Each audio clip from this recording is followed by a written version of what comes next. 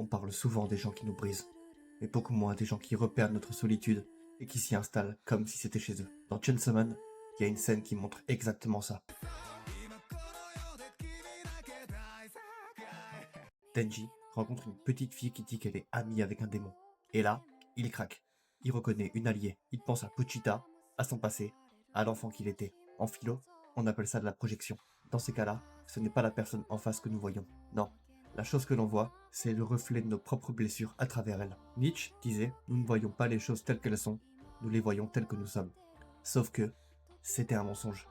La petite fille n'existe pas vraiment. C'est le démon muscle qui se sert de cette image pour attirer les gens qui ont aimé le mauvais monstre dans leur vie. Autrement dit, il fabrique un rôle taillé sur mesure pour les gens avec un cœur abîmé. On n'est clairement pas dans la magie, on est dans la manipulation de vulnérabilité. Denji se fait contrôler littéralement.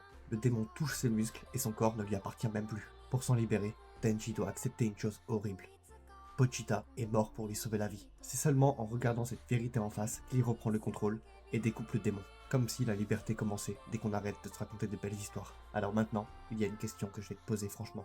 Est-ce que toi aussi, tu t'es déjà laissé quitter par quelqu'un juste parce qu'il semblait comprendre ta douleur, jusqu'au jour où tu as réalisé que cette personne ne protégeait pas ta blessure, mais qu'elle s'en servait pour t'attacher un peu plus à elle. Si la vidéo t'a plu, n'hésite pas à laisser un like, à me dire ce que t'en penses dans les commentaires, et à t'abonner pour ne rater aucun contenu.